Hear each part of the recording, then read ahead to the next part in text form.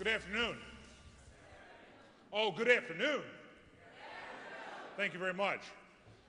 Well, when you got cataract surgery just done, this is very blinding. That's part of my story. I'm getting old. I am just really so very honored, humbled, and very excited to be in front of you this afternoon to share with you story and the power of story, the importance of story in each of our lives. It's significant that you have taken this theme for your conference today. So what I want to do first is kind of define what I think story means, at least to me. I should say I'm a member of the Bluff Country Tale Spinners, which is a group of storytellers down in La Crosse, Wisconsin. We have a yearly conference where people come from all over the country to partake in storytelling.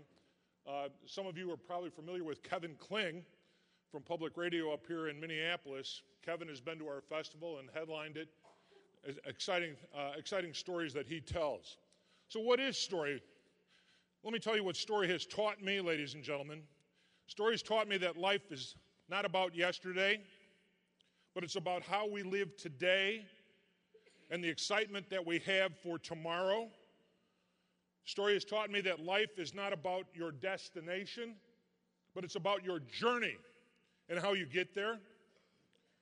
Story has taught me that life is about living moments, one after another, instead of living in the past or so far ahead. It's taught me that when life throws you a curveball, you have to have the courage to step in and get ready to hit the next ball out of the park. Story has given me courage. Story has asked me, am I courageous enough to live for today without regrets of yesterday?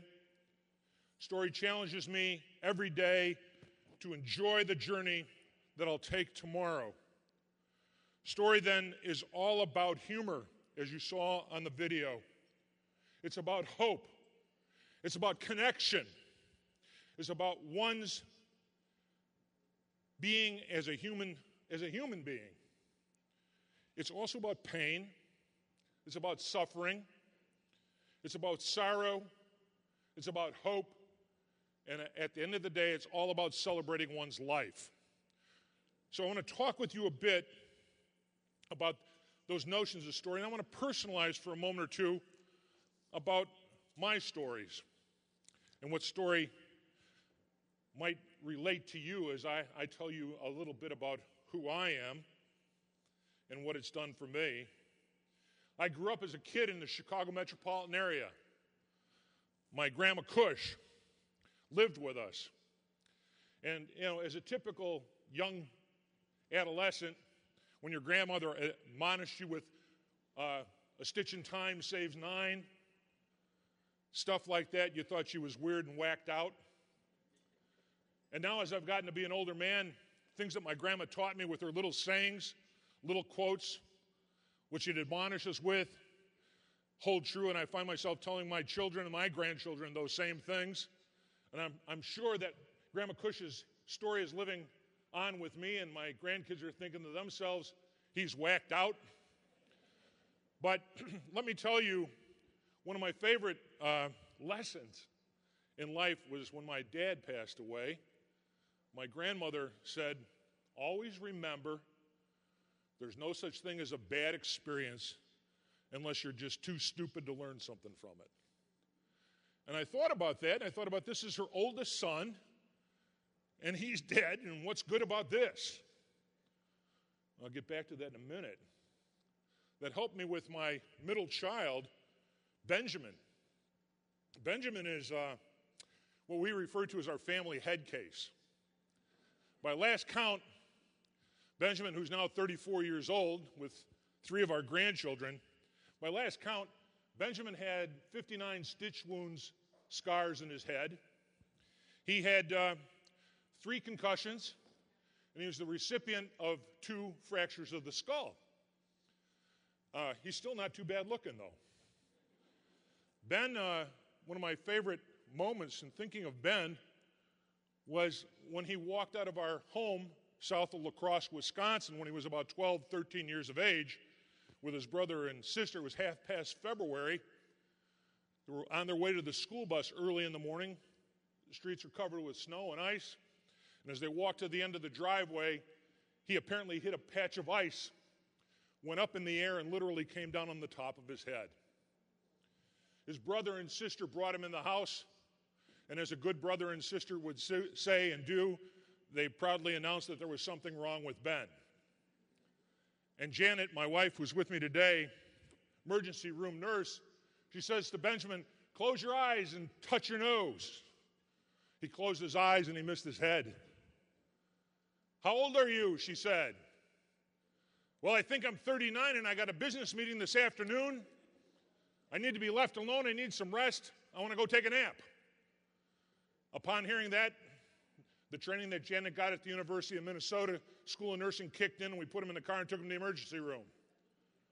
Took him down to the emergency room, and on the way to the emergency room, which was about 4 miles away from our home, the left side of his face kind of collapsed. His body shut down on the left side, much like a stroke victim. He could not talk. He could not communicate. And at that point in time, I thought that this beautiful young boy was either going to be dead or disabled, because this was well down the road of all the head injuries he had. We were frequent visitors to that emergency room. They took him in, and from about 7 o'clock in the morning until about 2 o'clock in the afternoon, they examined, re-examined, and finally found, after doing a CAT scan, that he had a hairline fracture from ear to ear across the top of his head. And it wasn't the damage, they said, to the gray matter so much as the pressure that was the swelling on the outside of the cranial cavity that was pushing in. They said, well, he's going to be all right. We know what to do with him. So they put him in pediatric intensive care. And they wired him to a heart monitor. They wired him to a respiration monitor.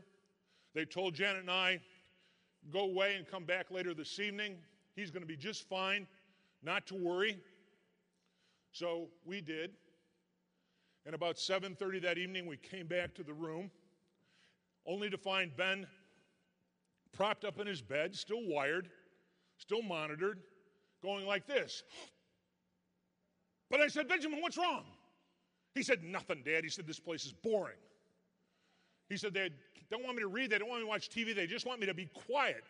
I said, what are you doing, Ben? He goes, like that again. I said, Benjamin, what's going on? Third time he holds his breath and he goes, and he points to the respiration monitor. It's flat because he's not breathing. Now, being a good parent, I said, Benjamin, stop that. You're going to break it, and Blue Cross Blue Shield won't pay for that.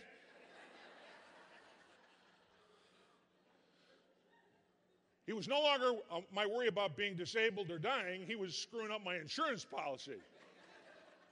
You know, teenagers. He said, no, Dad, this is really cool. Watch. And he holds his breath again. The monitor goes flat. His eyes get bigger. He's holding his breath. He's holding his breath. The eyes get bigger. And he points to the heart monitor that's going faster and deeper and faster, and boom, ba-boom, ba-boom, ba-boom. And at the right minute, Benjamin goes like that, and he blows it, and they both scramble all over the place. He said, Dad, isn't that cool? Space invaders with my body. Benjamin made us laugh. I said my son is 34 years of age. There are still nurses in La Crosse, Wisconsin, who remember Benjamin and that story. And there's hardly a speech that I give that I don't try to weave the story in somehow, because that story has taught me the power of celebration and of laughter. Pain and suffering for sure. No two ways about it. But until you have a little pain and suffering, and God knows we don't want a lot of it, but when you've got it, you got to find the other side of it.